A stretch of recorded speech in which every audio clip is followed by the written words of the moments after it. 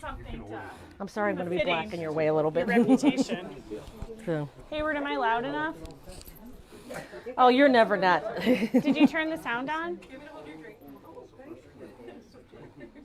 Are we good? Hey, guys. Ooh. Hey, guys. Ooh, I should probably turn the microphone on. How we doing? Hi, guys. Sorry, I'm blocking your... Thank you so much for being here. Appreciate all of you. How many of you are returning people? You've watched one of our lectures before, been here. Well, welcome, welcome. You can tell because you all got here early and took the front seats. I love it. And if you're new, let's say it's your first time here, give me a little show of hands. Welcome. Welcome, new friends. The good news is all these people are super nice, so feel free to talk to them and make some friends. We all live here. That's kind of the gist of our organization. If you're not familiar with us, we're called Chicago for Chicagoans. Ooh, sorry.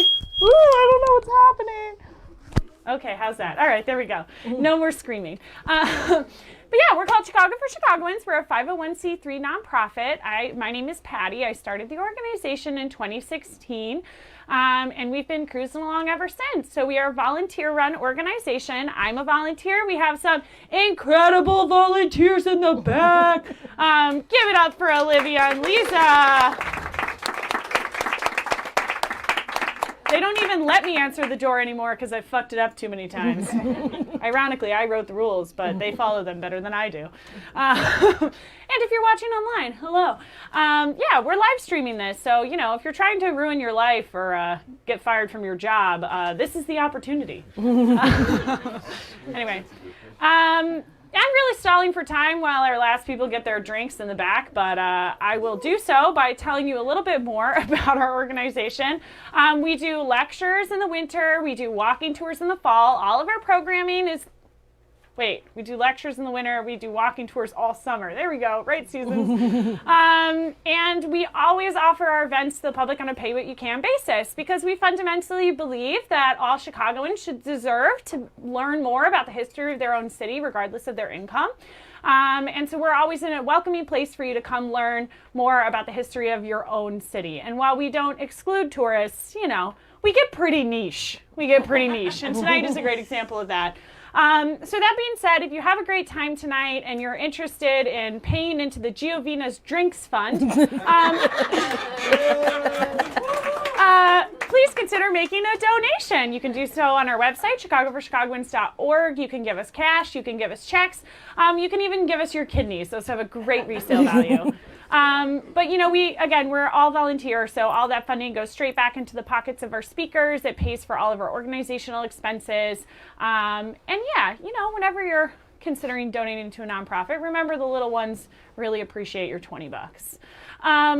That being said, I think I've probably stalled for enough time, and it is my great pleasure to introduce a woman who once told me I can't give a walking tour, and not only gave her first walking tour last year, but has told me she's going to do 3 this summer before I even asked. So Giovina is a great example of how we actively will recruit you for years on end to come give tours for our organization. We really do believe in you know, tearing down the walls. We don't gatekeep. We just want you to come and share with other Chicagoans the history of your own city. That's really important to us. So if you're interested in sitting up here and telling horrible tales of dark history like Giovina was, you can check out our tour guide training program. We do that every summer, so we'll get dates up for that soon.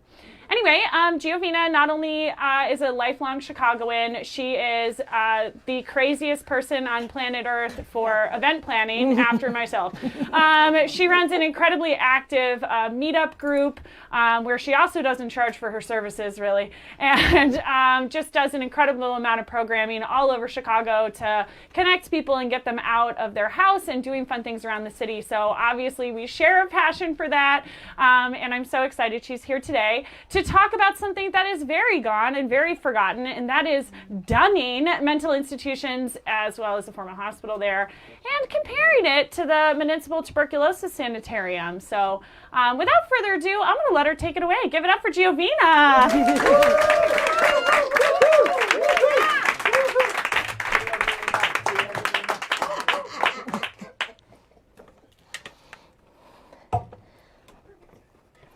Okay. Well, like Patty said, my name is Giovina, and I am a lifelong Chicagoan. I grew up on the west side, what they call the North Austin neighborhood, and then after I finished high school, I moved to the northwest side, the Portage Park area. It's 1986, so I've been on the northwest side a long time, and so I know a lot of history about the northwest side. My day job, I work for a book publisher, but my second job is event planning, like Patty said. I run several groups. I run a group called 1001 Things to See in Chicago Before You Die. I do the Portage Park Page Turners Book Club, and I also do the Non-Judgmental Women of the Northwest Side. And they're very judgy. But anyways, Patty's been asking me for about 5 years to become a tour guide, so I finally caved in this year. And my philosophy is to be a tourist in your own city and always stay curious. You know, just get out of your little comfort zone. And just to preface this with this talk, some of the terminology I'll use tonight is not politically correct. It's outdated. It's how they used to reference and the people with mental challenges and people with tuberculosis. So, and even the homeless. So, and I'm going to compare the Cook County Poorhouse, or Dunning, as they call it, because it went by many names, and how it was basically people were scared of it and afraid of it and disregarded, compared to the Tuberculosis Center, which was held in a little more high regard and more fondly remembered. Between the two. So I will start out, I know a lot more about Dunning than I do about the TB Center, so I'm going to start out with Dunning. I just want to preface, when I first moved to Portage Park, the center, what they call Dunning, the buildings were still there. It was very imposing. It was huge. It was 320 acres. It was a ton of land. It was very dark, creepy. It was just kind of, everybody forgot about it. The state forgot about it. The county forgot about it. It was just a dark chapter in the city's life. So I always was very curious about it, and it was hard to find out a lot of information because not a lot of good records were kept. But so to start out with, it went by several names. It was originally called the Cook County Poorhouse or Almhouse. Then it was called the Cook County Hospital, Cook County Insane Asylum, the Cook County Infirmary, which replaced, they thought it sounded a little nicer, for poorhouse. They had a railroad that went there. It was the Cook County Hospital for Consumptives, or the TB Pavilion. Then it was the Chicago State Hospital, and then its final iteration is Chicago Read Mental Health Center, which is still there. It's just a fraction of what it used to be. But it was established in 1851. And at that time, it was not part of the city of Chicago. It was the town of Jefferson, Illinois, which is about Jefferson, Illinois, about 12 miles northwest of Chicago, and it was about 160 acres. And it was originally owned by a man named Peter Ludby, and he originally purchased it in 1839. Northwest side at that time was all farmland, and it was very swampy. So it was a good place they thought to put a poor farm away from everybody and, away from the general population. In 1854, it was opened up as the Cook County Poorhouse or Almhouse. And if you look at picture 2 on the slide, I don't know if you guys have that picture, but this is kind of a little bit how it looked at the time, one building. So, just so you know, the packets don't have as many pictures as I have online, the Google Slides. So I put a lot of pictures. But anyways, it opened up in November of 1854, and all patients, regardless of their physical or mental health, were housed in this early structure. The main building was about 3 stories high, and the original cost was $25,000 for the original building. The county commissioners, much like today's politicians, wanted to rid the streets of the destitute and the unsavory. So they felt putting this, out of sight, from the main population, would be humane, efficient, and even self-supporting. The healthy inmates could work in the fields and tend to animals, and the women could clean, cook, and sew. And when it first opened up, there was no insane asylum. It was really just a poorhouse. They basically, for people that fallen on hard times, and they found themselves unable to earn a living, so they really didn't provide many services. It was basically just a place to eat and sleep. The facility was never named Dunning. A lot of people think it was. The property just south of it was owned by the Dunning family. So when they extended the railway to go out to that area, they named the rail station Dunning, and that's where kind of the name stuck. But you know, it had, like I said, 6 or 7 different names, but everybody just always called it Dunning. The Dunning is bordered by Montrose Avenue to the north, Irving Park to the south, Narragansett to the east, and Oak Park Avenue to the west. So when it was finally closed, it was like 320 acres. It was huge. It just took like a whole chunk of, you know, the area. Let's see, I'm sorry, I'm losing my space here. From the start, many of the poor people that lived at the house had mental illnesses, kind of like today. You know, you've got a lot of people that are homeless that have mental illnesses. So that's kind of where that started out with. And then as soon as it opened, it unofficially became a cemetery. People that died there, a lot of it became like a potter's field. So a lot of people that it just would go out there because you didn't have to pay for burial. So they always had a cemetery there, even if it wasn't officially a cemetery, and it was hidden away for a lot of people. So, but by June of 1855, as the population increased, they started running out of space. And then in 1863, it became they added Cook County Hospital to it. It operated on the Kearney Farm from August of 1863 to January 15th of 1866. And they also think the people died at the hospital where I was buried on site as well. And then what happened in 1866, they opened up Cook County Hospital that we know today. Originally was opened up on LaSalle between 18th and 19th Street. And they had 130 beds, and then they later moved from that to its current location, and now it's called Stroger Hospital. But originally, the Cook County Hospital was at Dunning, and then they continued to bury people that died at Cook County Hospital and other places, not at Dunning. They would continue to bring them over to Dunning and bury them. So the cemetery kept expanding. But they didn't very well mark graves or anything. It was like the big hidden secret.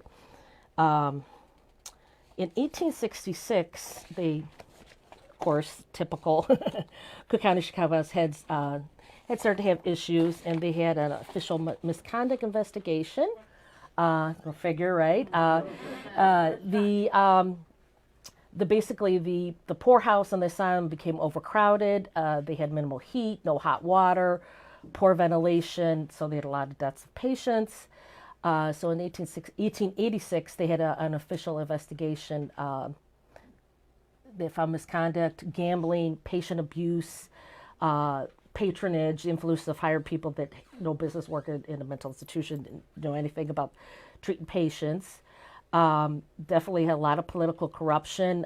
It was like a good place to put your buddies because they felt they had to do very little work there and just, collect a paycheck. Employees often got drunk on duty, partying and dancing late at night. And some of the top authorities at the asylum used taxpayer money to decorate their offices and hold lavish parties while the patients were suffering, in squalor conditions. I even found some information that the patients were given beer. So go figure. So at that time, there wasn't a whole lot of medications that they used. They used to just use sedatives to calm people down. And they used to give them a mixture of chlorohydrate as well as cannabis, hops, and potash. But they found that that the facility was serving 2 kegs of beer a day to the patients. So it was a party town. We didn't know about it. So, And yeah, it's a very interesting that this was going on. Yeah, beer. I guess it keeps the patients quiet. So, and then in 1870, they built a separate Cook County insane asylum from the poor farm. So what happened is in 1868, the poorhouse was declared frail and exceedingly combustible. So they designed this new building, and they it was about 200 feet away from the main poorhouse. And they constructed the new insane asylum. It began on August 30th, 1869. And the insane asylum was 3 stories high and about 272 feet by 116 feet were the cells. So it wasn't, they were like a jail, basically. It was not very big quarters. The cost to build it was $135,000, and they said the cells, I'm sorry, that was the size of the building. The cells were actually 8 feet. They weren't heated, except for a stove in the corridor. They did not raise the temperature in some of them above the freezing point. And so, however, as I mentioned, it did not keep the vermin out. So that was covering the bed, walls, floors. The number of cells in this department was 21, 10 on the lower and 11 on the upper. So they really kind of like today's prisons. They were just packing them in. During all this time, they're continuing to, bury people as they die and not marking the graves properly. In 1882, the infirmary opened because the original poorhouse, despite renovations and additions, was inadequate and growing in population. So this new poorhouse, they called it the infirmary because they thought it would sound nicer than saying you were at the poorhouse. So you were now at the Cook County Infirmary. It was still a poorhouse. Basically, they had an initial capacity at that time for 1,000 patients at the infirmary, and it was very unusual because it had several wings radiating from a core. So I'm thinking it may be kind of like Rush St. Luke's, where they have the butterfly shapes, what it sounds like the building was. It's really hard to find a lot of pictures of this stuff, especially before the 1900s. And around the same time, in 1882, the Chicago, Milwaukee, and St. Paul Railways extended the line to the area. It was very hard to get out to the northwest side. It was very swampy, it flooded a lot. And so that was what prevented a lot of people from moving out there initially. And extending this rail line helped the people that work there. It gave right away to bring patients there to the county farm. So what happened is the tracks kind of ran northwest of Galewood, which is kind of over by where the brickyard is today. And it passed through the farm of D.S. Dunning, and which is now basically where the depot is at the corner of Irving and Narragansett. And that's where the Dunning name started sticking because the rail depot was called Dunning and this next door neighborhood was called Dunning. And so that's why everybody would call it Dunning after a while. So a funny thing about that is Dunning did not own any part of the land that was the county farm, just to give the right of way for the railroad. And they basically used, like I said, for employees to get out there and for them to move people from the detention center to the institution. They had a nickname for this train that went out there. They called it the Crazy Train. This was way before Ozzy Osbourne ever coined the term. But basically it was a rail car, and they just took people straight there. If they got sentenced at the Cook County Detention Center for deemed what they call clinically insane at the time, they would send them out there. And so that's where the original crazy train came from. And to this day, you could still see some of the railroad tracks that are there. I do come across it over by the brickyard. And when I first moved to the neighborhood, I remember seeing railroad tracks and thinking, where's this train going? Because there's a bunch of empty buildings, and that's what it was for. Then in 1889, they had another case, a big court case of abuse. Judge Richard Pendergrass described Dunning as the tomb of the living. He criticized the asylum as squeezing 1,000 patients into a space better suited for 500 people. So it sounds a lot like our jail system today. Now, this is his quote, the judge quotes. So like I said, some of the stuff is not necessarily politically correct, but he said, the presence of so many lunatics in the room irritates all. And then he said, fighting amongst the patients at night is frequent. So, they sort of wanted to help them, but they still disregarded the people with mental challenges. That same year, 2 attendants at Dunning Asylum were charged with murdering a patient, Robert Burns. They kicked him in the stomach and gave him a gash in the head. Their defense attorney claimed that the blows and kicks were beneficial to an insane man, because that was sort of a stimulus tonic for him. So, like I said, they just, this horrible treatment. And jurors acquitted the attendants because they blamed the facility, the institution, Dunning, for overcrowding rather than the actions of the employees. But, even under the best of conditions at this facility at this time, they just didn't have many effective treatments for people suffering with mental illnesses. And the only drugs they had really at their disposal were sedatives. And if they had a patient that they felt was getting terribly agitated, they might dose them, like I said before, with chlorohydrate, which pretty much would knock them out. And that's similar to what they use in a Mickey Finn. So basically, just, the quiet patient is a good patient. And in this particular probe, they also found out, they actually criticized Dunning for the poor food that they gave him, poor diet. There was a lack of fruit, no fresh vegetables. They had several epidemics of scurvy. And at that time, and this was in 1889, they had about 200 patients that were suffering from it because of the poor nutrition. And then a couple years later, you'd start seeing a lot in the newspaper. They did a lot of insanity cases in the news. In this era, Chicago newspapers would often report stories of local people suffering from mental illnesses, and they weren't as nice about it as they are today. So they'd openly describe everybody's symptoms, sometimes publishing their names.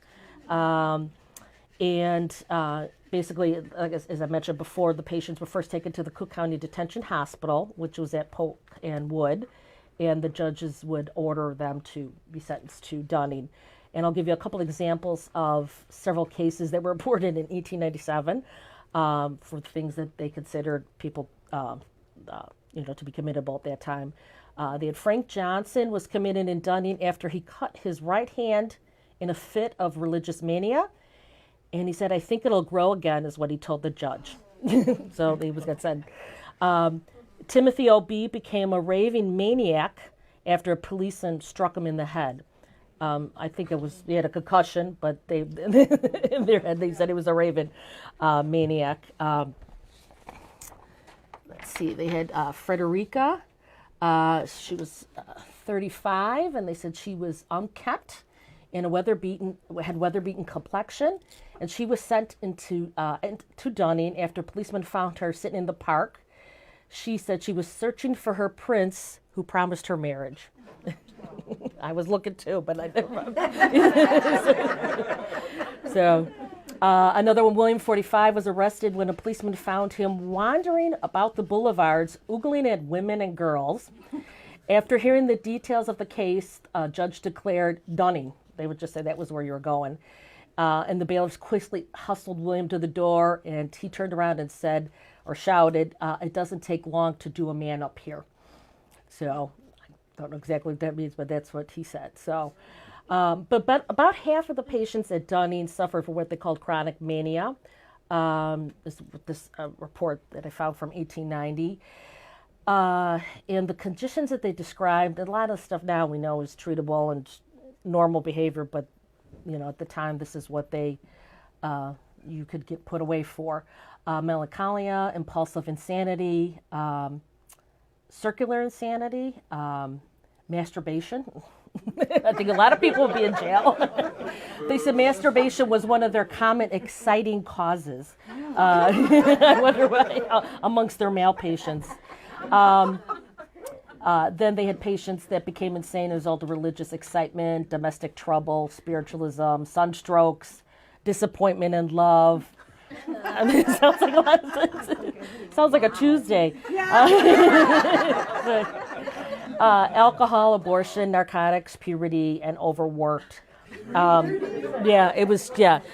Puberty. Yeah, it was a lot of stuff. I think, if back then you could be put away against your will, and for very little things. And so a lot of times they'd have husbands that would say, "Oh, my woman is hysterical," and have her sent away. So, it was not a good place. It was mostly for the poor, and immigrants, but you would have some other middle class people that would be there as well. Then in 1899, they just added another wing for what they called the Cook County Hospital for Consumptives, known as the Tuberculosis Pavilion. And so this was like the third major building that was constructed. It was built on the far southeast corner of the property, over by Irvin and Narragansett. That's right by my house. In those days, consumption was the term they used for tuberculosis. And then they, let's see here. What I could find out is it looked like they had patients for TB at Dunning until at least 1915. And then there was not a lot more information about them being there. And I'm thinking because by that time, the Municipal Tuberculosis Center over in North Park was open. So I think they were probably sending people over there. And during all this time, they're always continually burying people that, die for whatever reasons. People are just, if they're poor and in no place to go, they would continue to bury people up there. So, and they do have people from the Chicago fire, I think about 117 bodies. They got moved over from the cemetery that was over by Lincoln Park. They have some famous dead or infamous dead. One of them is... one of the more notorious people buried at Dunning is Johann Hoch, which that's, I was going to say, if you could listen to Adam, that's Adam's. Yeah. And basically, after he was hanged at Cook County Jail, no other cemeteries wanted him. And because they were hiding everybody at Dunning anyways, that they just said, okay. Park had low enough standards. Yeah, they did. Yeah. So, and then in 1910, the county sells the poor farm to the state of Illinois. So what happened is the Cook County Board of Commissioners realized that the care for the insane and the poor was growing at an alarming rate and costs were escalating. Therefore, the county persuaded the state to take responsibility for the insane in Illinois. And they offered the property to the state for $1. So the state took it. And as soon as this deal was agreed upon, Cook County began to build a new facility for the poor in Oak Forest, Illinois. And they basically started to move the poor to Oak Forest, and they just left the insane over at Dunning. So on November 26, 1910, the first 250 poor patients were transferred to this new Oak Forest Infirmary, because they like to call it infirmary instead of poorhouse. And basically, the state got a raw deal because they just dumped the crazy people with them, and the county took over the poor. In 1912 is when officially they changed the name to Chicago State Hospital. So that's when the county officially transferred finally everything over, the property, the institution, the buildings, the farm, the cemetery, everything to the state of Illinois. And that's when they renamed it. And they had that for a while. In 1923, they've had several fires at the facility. A lot of these buildings, especially the older buildings, were in their tinderboxes. But they had a big one in 1923. Basically, from work, it said more than a decade prior to the fire at the Dunning. At the Dunning Asylum, it was always considered a fire trap. The firemen in the area called it like the death house. So basically, the frame structure was overcrowded. It had at least 8 fires prior to 1923, or since like at least 1910. none which caused serious injury at the time, but they had poor water pressure. It was just a bunch of different things. But on December 26, 1923, most of the 600 residents in that one building were at dinner when the fire was discovered, and they think it started in a storage closet where rags were stored. The attendants tried to maintain order and evacuate the residents in an orderly fashion out to the grounds, but of course panic ensued, and many residents attempted to return back to the burning building or to flee the grounds entirely. So they did have a few that escaped. They took it as a time. So, and so they know at least one patient escaped because the police picked them up. But the building was completely destroyed by the blaze. 18 residents and attendants lost their lives. And the state officials listed about 30 patients deemed to be too dangerous and probably escaped. So about 30 escaped. And they had a hard time, identifying some of the bodies and stuff. So, and they didn't have very good fencing. I remember when I first moved to the neighborhood, it was just, it wasn't very tall. It was just some metal bars. It was very easy for people to get out of. And I remember when I first moved to my neighborhood in the 80s, neighbors, old timers tell me stories of when they used to wait for the bus for school. They would hang on the fence, asking for gum and candy, cigarettes, pop, whatever. And that's when they started to deem that it was too close to the public, having, that was more in the 50s and 60s, the neighbors said, but, because then they already got definitely more populated. So by the time you get to the 50s, about 1954, they had new treatments. So you went into a new area of psychiatry, and with the introduction of Thorazine. And that was the first antipsychotic medication that it was effective enough to make possible for people to be medicated for severe mental illnesses like schizophrenia. Shortly after Thorazine was introduced, the United States brought a major social movement for deinstitutionalization, where large numbers of the mentally ill patients were released from mental institutions to live in the general population. Basically, about 10 years after Thorazine was introduced in the 60s, we had Medicaid and Medicare were introduced. And now, because Medicaid and Medicare do not cover patients' costs for living in state mental institutions, many more patients were moved to general hospitals, outpatient medical clinics, and halfway houses. In short, they joined the general population. Very similar to what's going on now. And then definitely when you started to get to the later part of the 60s, there was changes in mental health. There was a social revolution, brought about, changes for mental health care and for the reduction of hospital beds, growth for more community services, improved pharmacological and psychological inventions, and then patient activism. The patients had rights that they, can not be held against their will and things of that nature. In 1965, this is kind of the beginning and end done. In 1965, Chicago Read Mental Center opened. That is still active today. That has about 200 beds. Now you only stay for about 2 weeks at a time. It's, it's not a long-term, lifelong facility. In 1970, the Chicago State Hospital closes. They merged with this Chicago Read Mental Health Center. And Read opened on the west side of Oak Park.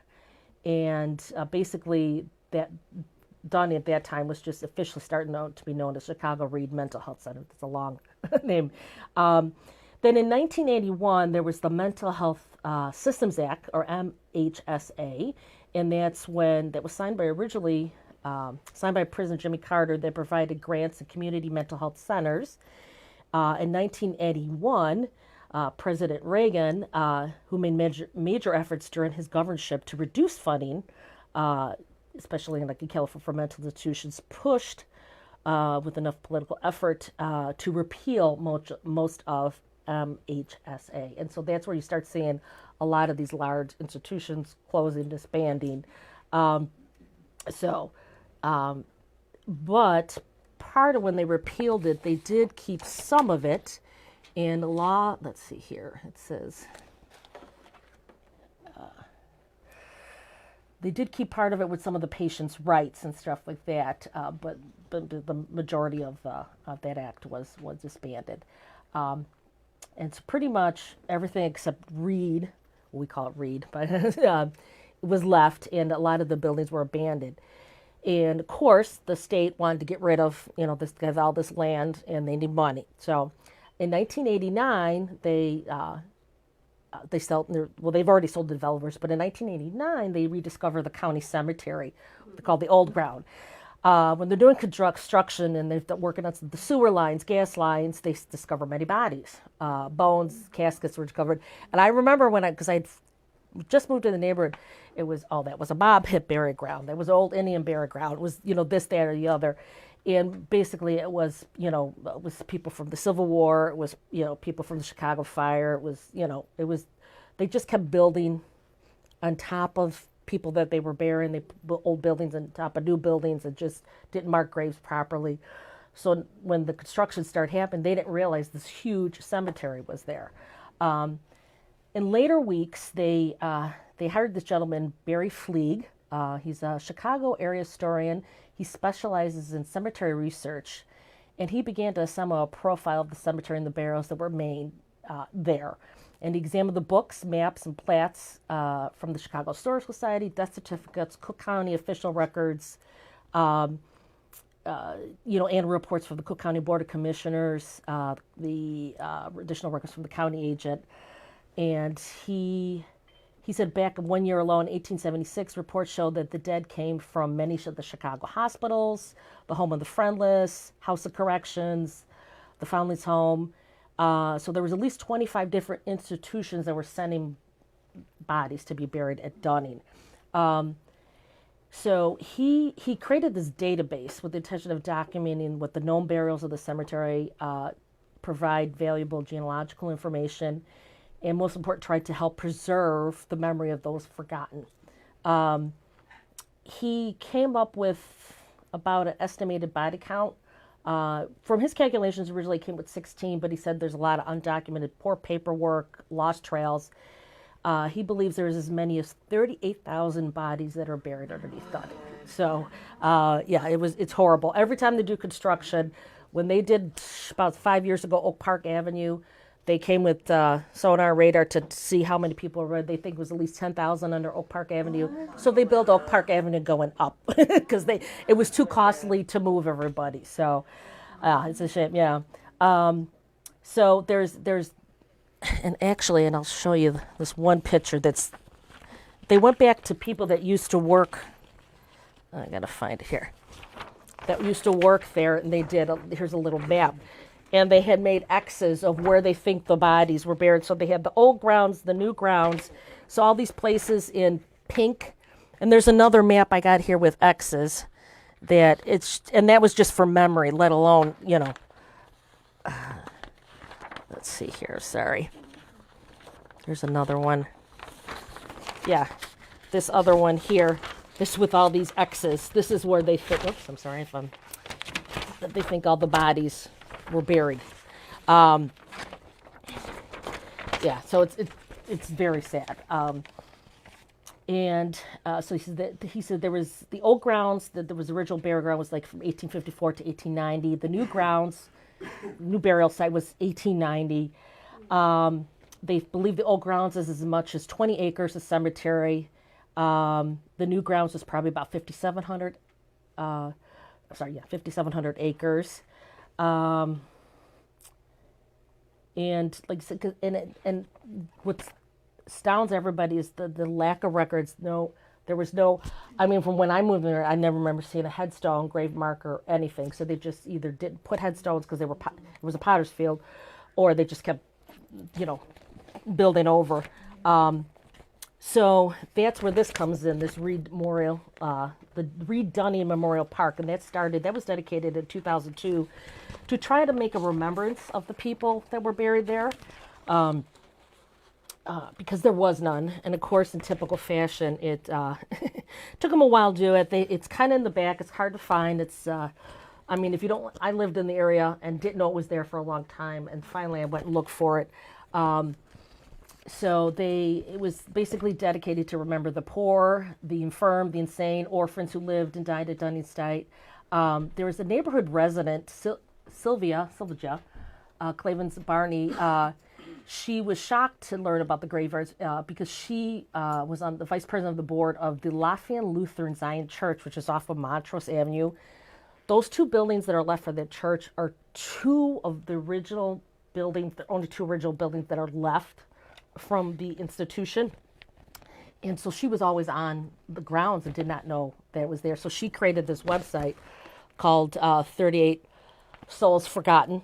And she petitioned a long time, to get, the park was already in place, but to get it better taken care of because the county, it's poorly managed. It's not very well plowed. It's the grass is not kept.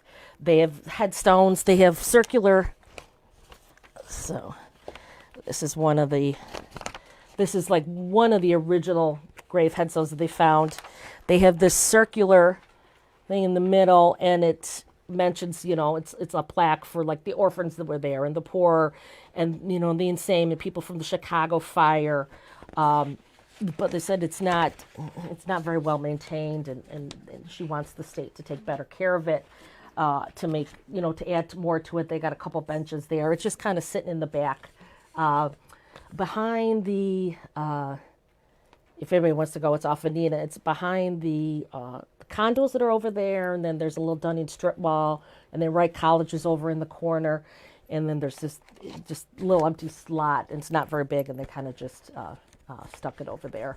So that's, fortunately everybody kind of wanted to forget about it. And I remember hearing stories when people grew up, the old timers would tell stories of they would be threatened if you were being bad. Don't act up or you get sent to Dunning. That was the scare tactic, and people were afraid to death of that. So now I'm going to talk about the TB Center, which is a much lighter, much more, happier. I mean, TB, I know, TB to be happier than so, but I know we have the depressing and really depressing. So, but anyways, the Chicago Municipal Tuberculosis Sanitarium opened in 1915 on the northwest side of the city, or actually I consider it more north, and on land that was donated by Fair Peterson, a Swedish, and I'm probably pronouncing his first name wrong, a Swedish immigrant who previously used the land as a tree orchard. And he also, at one time, I believe, provided the trees for the 1893 World's Fair, and it was a very large tree farm. And at that time, they considered fresh air and open space were considered important factors in treating tuberculosis. So the land they felt was well suited to this new use. But prior to it opening up in 1909, they started this big campaign to get a TB center. They originally called tuberculosis Great White Plague. And tuberculosis is an infectious disease of the lungs and other organs. And at that time, it was once considered incurable. And basically, the disease causes victims to slowly waste away, which is why it was originally called consumption. And the mortality rate was approximately 18 per 10,000 people at that time. So it was the leading cause of death in the city. So in the turn of the 20th century. And so early attempts to control tuberculosis in Chicago were focused on home sanitation, public health education, isolating the patient. Private hospitals took few TB patients, but public facilities became the place to care for symptoms, and there just wasn't enough public facilities available. So in order to raise public awareness, the Visiting Nurses Association and physician Theodore Sachs spearheaded an anti-tuberculosis movement in the early 1900s, and this resulted in passage of a state legislation, the Galachan Tuberculosis Law in 1909, giving the city of Chicago the ability to raise funds for treatment and to control TB through a special property tax. basically, this Visiting Nurses Association and Dr. Sachs did this traveling roadshow.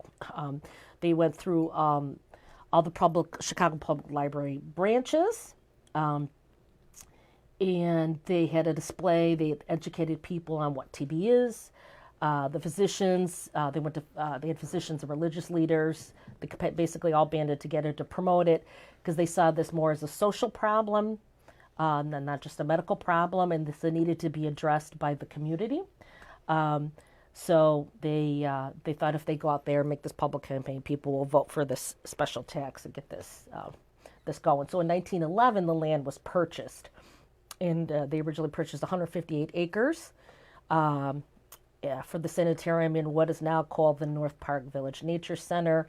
So it's on like Bryn and Pulaski, and the facility operated from 1915 to the 70s. And before it actually opened up, they were in a health crisis. In 1914, there was 10,000 registered cases of TB. The number of deaths in TB in Chicago that year was 3,384. Yet there was only 300 public beds available in the city for patients who could not afford to pay for treatment. So, when the sanitarium opened in 1915, it was a great relief, and it was free to residents of Chicago, and so that was very helpful for the poor and immigrants. And let's see. Bear with me, I just lost my... When it opened, it had a capacity for 950 beds. And the 160-acre campus had more than 50 buildings. And at that time, it was considered like a state-of-the-art facility. It had included a maternity ward, and it was one of the longest running in the country. So already you could see the differences compared to, Dunning. They were, just lopping them in here. They were giving them state-of-art, beautifully architected buildings. MTS is what they called it for short, was modeled on similar sanitariums that were operated across Europe, in the United States. And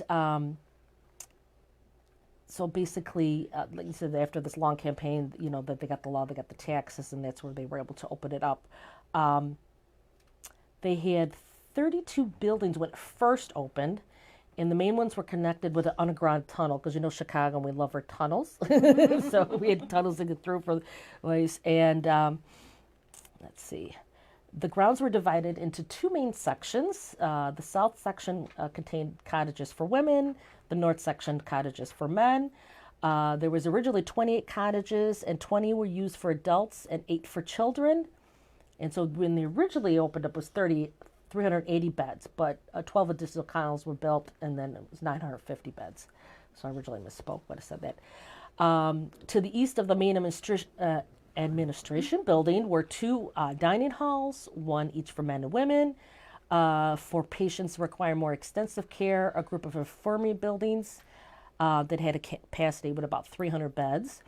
And at the far east end of the property, there were service buildings that include the powerhouse, and that's that one picture that you could see that's got the big, the big tower. That's the powerhouse for the building. It's in one of the pictures here. You'll see. It's got the building with the big tower. So too many pictures I have. Let's see.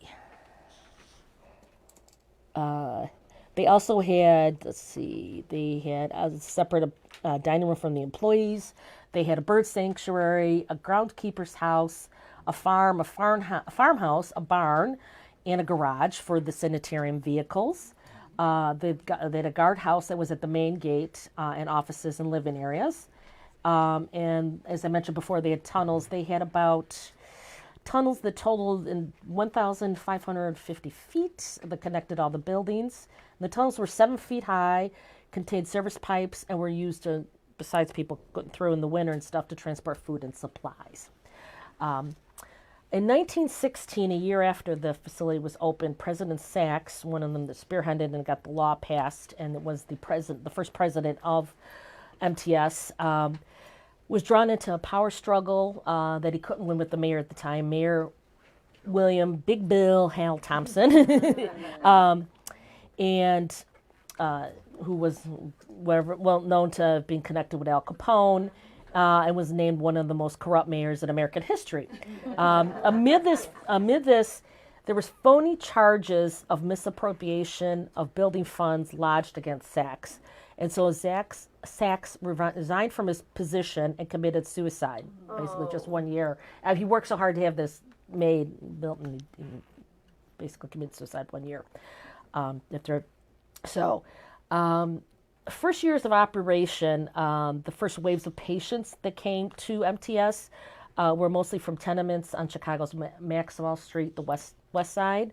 They were primarily immigrants, Jewish immigrants, people from Eastern Europe. Then later they had people from World War I. They would have other Eastern Europe groups like from Czech Republic, Poland. Then with the Great Migration in the 1940s, they saw a larger African American population.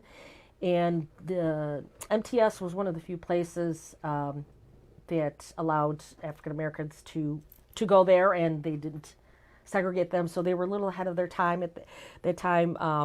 So they allowed them to get treatment there because it was free to all. So basically it was treating people that were low income there, but they did have some middle class people that just could not afford, a private long-term treatment somewhere else. But the sanitarium was known for what they called authoritarian medical treatments. And so contagious patients were sent to, usually by doctor's orders, to the sanitarium. And once they arrived there, they were kept separate from those that didn't have non-active tuberculosis. And basically the patients had to learn the rules of living at the TB center, which included carrying cards with them at all times that indicated, kind of reminds us of COVID a little bit, indicating what level they were at. And what level of contagiousness by the card's color. And so they would flash, so that then somebody was very contagious, had to stay, further away. And this kind of reduced transmission rates on campus dramatically and protected visiting families from, continuing spreading the disease. Let's see. At that time, they thought plenty of, good nutrition, plenty of rest, fresh air, and sunshine would help.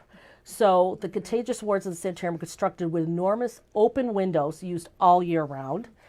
Even the cottages where patients were moved after they were no longer contagious were built with these open air porches for sleeping.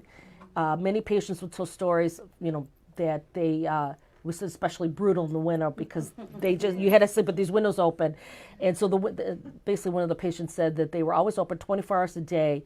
And so in the winter, without fail, it was open. So if you were cold, they just put another blanket on you. So you kept you warm. But they wanted you to have that fresh air. And then the contagious patients with the contagious ward were also required to stay in bed for long stretches and remain perfectly still. They couldn't listen to radio, watch TV, or read. One patient said they couldn't even read a book because they thought it would disturb our TB germs. So I don't know what reading a book has to do with it, but they didn't know. So they just thought, you had to relax. So, she's, a lot of the people say a lot of this stuff sounds crazy, but, they were just going with what they had. Another mandatory procedure was patients had to have a daily septum test.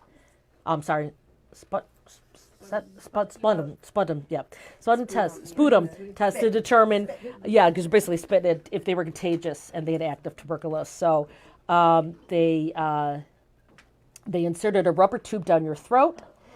This left long and pleasant memories. And then they did what they called a monthly stomach washing, where they would put. No, not really. At least you didn't get buried. You didn't get buried, and you didn't have vermin. Yes, they would put a 3-foot hose down your throat just to do this test. So, and so unfortunately at that time, the medical care, like I said, was very authoritarian, and that was just the culture back then. The doctors and nurses ruled with iron fists, and even though you went there sometimes on your own accord, but you were basically a prisoner there. There were gates, and you were treated in a way where they don't treat patients anymore, but you were kind of under lock and key. And so that kind of went from 1915 to about 1948. 1948, there was medication and new treatments. And In 1948, there was the first antibiotic that was effective in tuberculosis. It was streptomycin. Yeah, and it was given by shot. And then in 1954, they had a new oral medication, and that was really effective. And I'm gonna butcher the name again. Isoniazid, but it revolutionized the care because it was an antibiotic and it be given, orally, so it could be given outside of the hospital. So by the 1950s, between antibiotics improved survival rates, reduced the length of stays at the hospital substantially. So by the time you get to 1968, the city council calls for the closing of MTS because it's really not an issue anymore. The people could take care of themselves outside of a hospital, and so basically, they just need to monitor patients that it wasn't as active to watch them as much anymore. Reoccurrence wasn't as common because before that was a big problem. You would get it cured and it would come back again. So the only problem is that the workers there kind of advocated for the facility to stay open because they said that a lot of people forget to take their antibiotics regularly, and they wanted to keep an eye on them. But as the TB cases continued to drop by the late 60s, the residents at the sanitarium were mostly from what they call high-risk groups, and that was immigrants from countries with high incidence of TB, those dealing with substance abuse, residents of long-term care settings, the elderly, and people from homeless shelters. In 1971, the TB Institute issues a report recommending the closure of the MTS. In 1974, MTS is closed. So basically, by a report of the Blue Ribbon panel of lung doctors, they determined that MTS is obsolete, and basically not even good old powerful Richard J. Daley could ignore it, and so they just slashed the budget. And at the time of the closing, the facility had 70 patients and 363 employees. There was a lot more employees than patients. Nobody wanted to stay there. So, and a lot of this could be attributed with improved public hygiene, vaccines, antimicrobial drugs.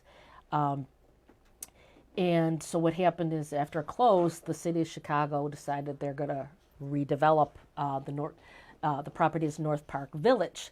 And they wanted to include senior citizen housing, a school for the developmentally disabled, a nature preserve, parkland. And in 1977, the Chicago Park District began leasing and redeveloping the site. In 1974, as soon as it closed, the North River Coalition to save the MTS site forms because they knew the city was going to try to just divvy up this land and sell it to the highest bidder. So the coalition's purposes was a committee to preserve the natural areas, create open space, park areas, and repurpose existing structures. So in 1975, the community advocacy drives a plan to save the site. They give proposals to Mayor Daley. A master plan for development is created that includes, as I mentioned before, the nature preserve, protected open space, rehab and reuse existing buildings. This plan also includes Peterson Park, encourages the senior housing, and let's see here. By 1979, MTS space is officially renamed North Park Village. North Park Village Advisory Council holds its first meeting on May 3rd of 1979, and its primary purpose was to assist with the development and, to work in cooperation and coordination with the city of Chicago for long-term governance of the site. In 1980, the health center opens. The senior city apartments is completed. In 1982, an open meeting is held to vote on the new proposal by the Chicago Planning Commission. 1,000 residents attend this and vote against the proposal, which includes sales of section of the property. Mayor Jay Byrne attended that meeting and basically was told by an elderly resident, we elected you and we can unelect you. So to let her know. So to keep it on, open land. So their plan, they propose an alternate plan to protect the North Park Village with a conservation easement first use of this legal agreement for public property in the city. And this, it helped out a lot. And so in 1983, they tried going, against, they're having development deals again. And this time they meet with Mayor Harold Washington, and he agrees to preserve the open land. And oversight in North Park Village moves from the planning department of the city of Chicago General Services, and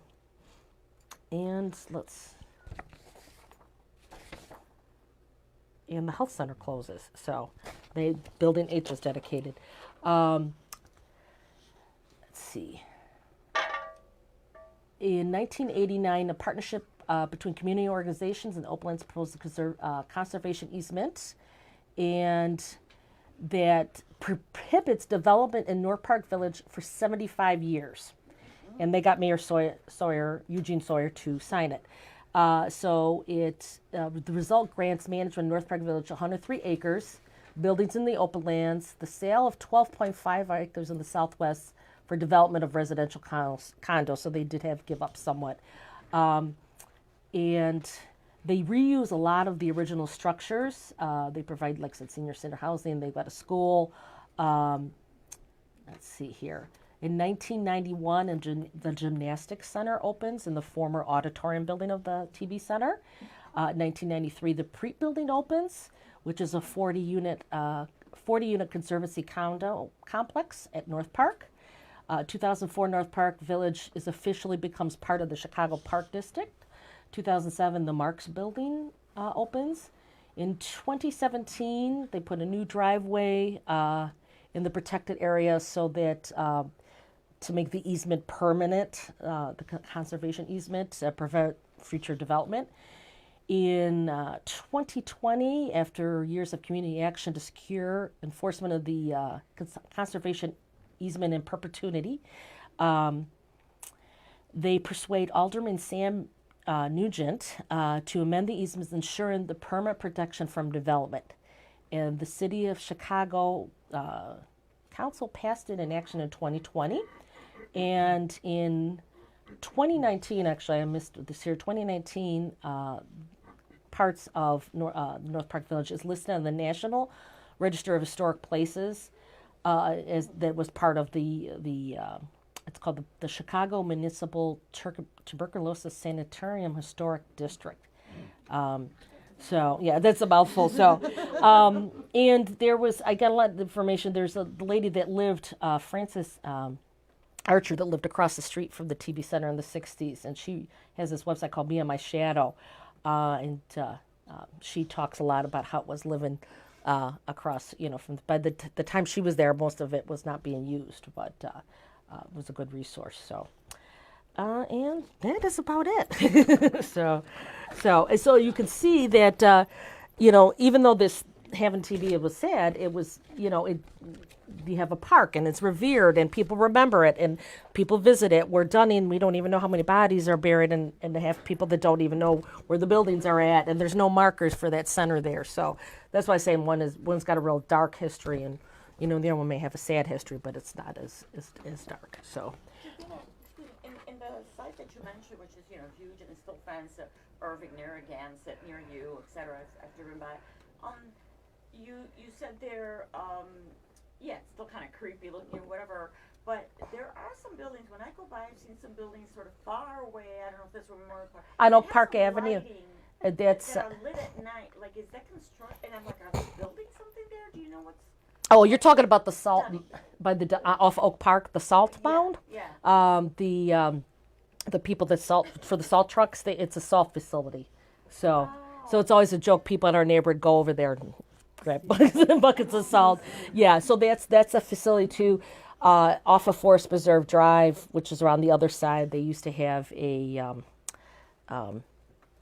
emissions testing facility. So there's some city buildings there. Chicago Reed Mental Health Center is still on Oak Park, and they have about 200 beds, and I don't know how many buildings. I think they got 10 buildings. That's it, because there's a couple stores. I mean, I know the yeah facility that you mentioned, but the one that I'm talking about, like I think it has a couple floors. So I'm just wondering. Maybe Well, there's a couple things over there. There's also St. Mary's that helps disabled children. Okay. That's got some facility there now. They also put Taft 2. We were supposed to get a new high school, and it ended up being an extension of Taft. So that took over that one lot. They finally gave up the last big open space. They have at the corner. They have some more senior housing over on Montrose by Oak Park, and then they built a veterans building, which they had to build. Realized it wasn't up to code, halfway done, and they had to take it down and rebuild it. So for veterans housing, affordable housing. It's like a nature conservation. And there is a nature conservation that is still left, so they did try to restore to some of the wetlands. They raised some bees there. Some of my neighbors are very involved with that. They do. Usually in the spring and maybe the fall, they'll have people come out and do like a cleanup day and some gardening. You will occasionally see a coyote or two out there. So It's still partially fenced though. it is partially fenced for the Conservancy area, and that's next to Reed. So that is still a mental institution, and people get sent there. And that's usually most of the people. It's usually drug related people for drug release. But you usually don't get to stay there more than 2 weeks because that's how things are now, and insurance doesn't pick it up, and so it's more of an outpatient thing. So they have some buildings. But when I first moved to the area, there was a lot. It was these creepy old buildings. A lot of urban explorers used to go in there, and a lot of homeless lived there, and it was very dark. They did have some good carnivals on the ground because they had a lot of space. But yeah, so I was always wondered about it, and it's just hard to find out a lot of information. A lot of people didn't like to talk about it. It was, just a big dark secret.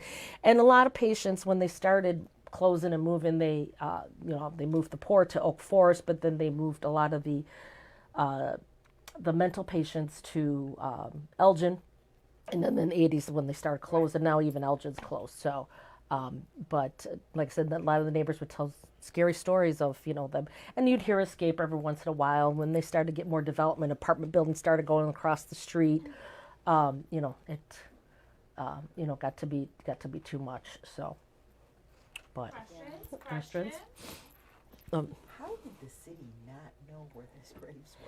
Well, that's amazing. It was poor record. Oh, I'm sorry. How did the city not know about these buried? I think poor record keeping, no record keeping, and having no grave markers, nothing, and then building buildings atop of buildings. They determined after 1872 there was a little better record keeping, but they didn't care because they were poor, they were mentally challenged. No, nobody was accounting. And then they also found out that was where you went if you lived up, let's say over in this neighborhood and you didn't have any money. You took your horse and carriage and you went out to, that was the farm, that was the country, and nobody cared, and you could just bury for free, and and they did it. So, and then they just started putting buildings over it, and but what this Barry Flagg found out, he says, he found records from the 30s, from the 50s, when they were doing construction, they were finding bodies, they were finding bones. And they were reporting it, they were just moving it or just building over it. Yeah. So that was the big problem. And so that's, the shame about it. And that Memorial Park is just a really sad excuse. They really should have much better things. So, but. We have an internet question. Where was the Oak Park Sanitarium located? What? Oak Park, is he talking about Oak Park, Illinois, or Oak Forest? Because there's Oak Forest. There's Oak Forest, so that's Cicero and 159th,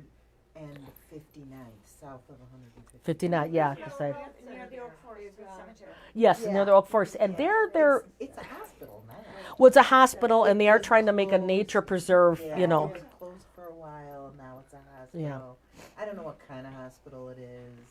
It is kind of Like it's Stroger like or Stroger. It's like the Cook County because Yeah. I have friends that live in the South Side. If you don't have insurance, that's kind of where you go. Yeah. They close a lot, and so you have to go all the way to Oak Forest. So, Other But- questions? any other questions? Lisa? Could you talk to some of the images that you selected for the package? I was curious about the burn debris. So you have some pictures of kids. Okay, the burn. So the kids are from the TB center, though there were children at Dunning. The burn debris was from they had several fires. They had The 1923 fire that I said about 18 people died and 30 people escaped. That was so that was the bed. That was the definitely debris, the one with the women sitting outside of the building. There was a fire in 1912 in the infirmary, 1915. They had a lot of those boxes. A lot of those buildings were tinder boxes. They were just wood, and they were just waiting. And they had poor sewage system. They had poor water supply. So a lot of firemen would get, that's what they called the death box. So, and the one judge called the place the tomb for the living, because it was basically people going there to wait to die. Pretty much. Do you want to speak to the children doing activities? The children doing activities is probably the TB center. That is, let me find that. So that they had they thought, let's see, that is probably, is it this one? This is the auditorium stage? I don't assume. This is the one. So they did the auditorium stage. There's another one with them sitting next to like a car. They would take them like to, like a little trip and get them out in the air.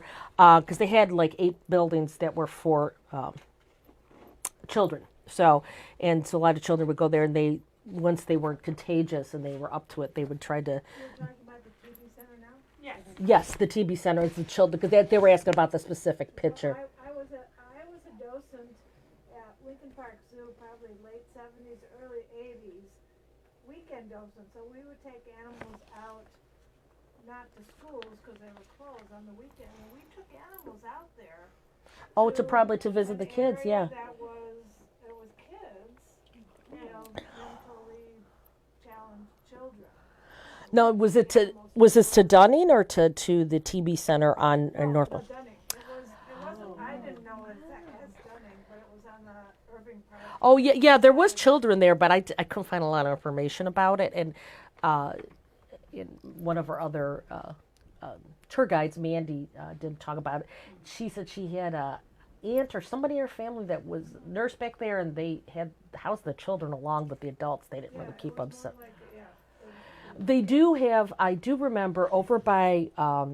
They had there was a hospital there. They had where the sunken gardens. It was like an orphanage. You could sit there. It was like, the home that they would put if you were in trouble or if both your parents are dead. And I forget what that is called. That was on the one edge, and that was like the 50s. Orphanage. It was like an orphanage, but there was a name for it. It was something Henry, but it was indigent children. But that was like the 50s and 60s. And they've got actually a Facebook page. I have to go back and find it again about them surviving a lot of abuse. And on top of it, they said the kids that were there, because it was burial. It was this hospital for the kids was over some of the burial grounds, and many of the kids were found to be playing with skulls, because they would find them because they would pop up. So. But it was different for kids at the tuberculosis sanitarium. It was, because that's what was more these nicer pictures of them having they would put on little plays. They would take them out in like little field trips. They had, I didn't know about that because I had a hard time finding out about a lot of. Definitely late 70s, early 80s. Yeah, that I could see because the attitude was changing. So, and stuff. So. As you said earlier, Giovina, it's true that at the time just people didn't know. Late 1800s, early 1900s, people didn't know more about mental illness, and sometimes even thought that someone who was, as you said, acting hysterical or wild or whatever spirit was possessed by the devil or something like that. And so even families would commit. Oh yeah, they would commit. Their own relatives, like, they just went crazy, and leave them there for the rest of your lives. Yeah. So. And just really.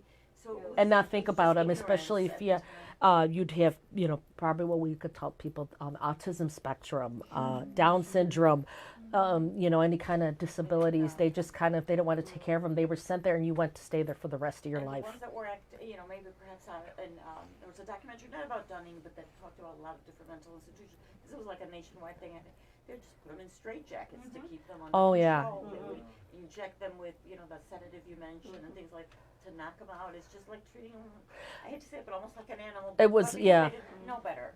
And they did do some electroshock therapy at Dunning. They never did lobotomies, but they did send some of their patients off to other facilities that performed lobotomies in the 1800s, because that's what they did back then, and that's how they treated it. And you know, and as things started to change, that's kind of what slowly started to close these major institutions. The problem now is they've closed so many institutions that unfortunately the people got nowhere to go, and a lot of the homeless, that's why we see a lot of the homeless, they need facilities. They don't necessarily need to live there, but they need more day centers for people to go and talk for free of service, because insurance doesn't cover a lot of that, you know, unfortunately. We have another online question. What happens if you escaped the tuberculosis center? Would they go after you? You know, I didn't. You know, it's and I don't know. I think they would have, because especially if you were sent there because you were considered contagious back then. I didn't uncover information, but it sounded like, because they had a guard, you know, and they had everything gated. So they probably would if they could find you. If they could find, you know. Somebody else asked if the Henry Horner facility is still in existence. That was the name of the place. The Henry Horner facility. No, that is not in existence anymore. So, but that was the facility that I was talking about, that the kids would play with the skulls, and then they were sent there. And that's probably where you went. So I couldn't think of it, because I kept thinking of Henry Horner Homes, and it's not. Yeah. And that was at the edge, and that was kind of, I think, closer to the side. They said where the sunken gardens were, but it was hard to find a lot of pictures of a lot of this stuff. They just didn't keep, you know, and people didn't want to remember it. So it's very sad. When did they put the waterfall in? The TB Center, when they put the waterfall in, it's got to be in the 2000s. What was already? New. Part of the nature center. Yeah, it's part of the nature center. It might have been already there, but they kind of made the rocks and the lands. I think it's older. I think it's a Jens Jensen, if I'm not. Oh, is it that old? I didn't. Could be. So. Say it was Jen Jensen, but it's really not. Yeah, I don't think so. But I know. Yeah, it's Disciple of him. that's going more towards where the senior housing is. Because remember, we'd go visit there. We'd always forget to go to look at the waterfall. But, you know, it's just, like I said, that's just more fondly remembered. They've got a nature center. They've got some buildings that are saved. It's beautiful. You know, it's going to be, you know, it's historic landmarked. And Dunning, you know, if people don't know, you know, and then on the old timer, you know, it's just completely forgotten about. I mean, they call Dunning Plaza. The neighborhood's called Dunning now, but it's anybody that's definitely younger than me, you know, doesn't know anything. There's a street called Dunning. An actual street, city street. Yeah, there probably is, because Dunning he was after the Civil War, he bought I forget how many acres. He wanted to make it like a planned community, and it was a little too close to the institution for people to want to come out there. Let alone, it was hard to get out there, but it was a little too close to the crazy house, as they said. So that never went to fruition. Yes. Have you heard of any ghost stories? Yes, there's a lot of ghost stories over there. Definitely where Wright College is at now, which is on the corner of Narragansett and by Montrose. There's one hall that I know a couple of my niece's friends that went there, that they tell stories all the time. I know some people that live in the condos over there. I don't know of any particular ghost stories, but definitely over where Wright College is, and the senior housing, the new senior housing, that's not that new, but it's about 10 years. They've had some stories there, but you know, but that's not my forte. I don't know. so that you have to ask the gentleman back there about the ghost story. So, but yeah, so they used, like I said, they had a cool carnival over there, and when those buildings were still up, people used to go, and then they definitely would talk about seeing ghosts and apparitions and stuff. But that was probably because it was old, creepy buildings, you know, with, you know, broken glass. So. Do the tunnels still exist? Yes, the tunnels, yeah. The tunnels, oh, I don't think so. Well, I don't know. Oh,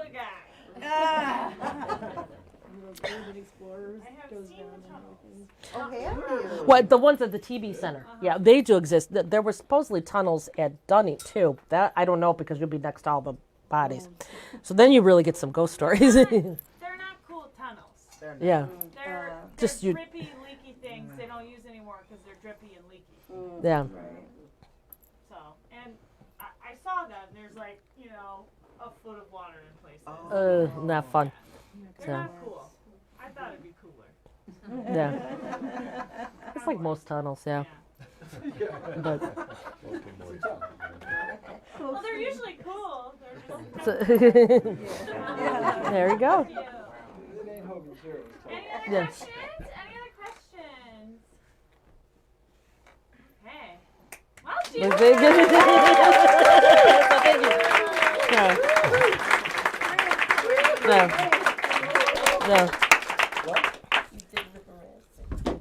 Oh yeah, you were supposed to harass me. So All right. okay, I guess I Well- need to shut this off. Oh no, it's okay. I'm gonna say some nice things. As a friendly reminder, if you had a good time, Olivia here in the back is holding a jar. You can put cash money in it. You can put checks in it if you're super old school. You can use the various QR codes to give us money online. We appreciate it. Next week, we invite you to come back. We'll be talking about department stores downtown and all the ways that those have changed over the years. And 2 weeks from now, Olivia herself, our volunteer extraordinaire, will be speaking about the lost legacy of Playboy in Chicago. So we have a very fun and sexy march planned. I was gonna say this is sexy. So we hope, yeah, so we hope you guys come back. We hope you had a great time. Thank you, and we'll see you next week. Tip your bartender.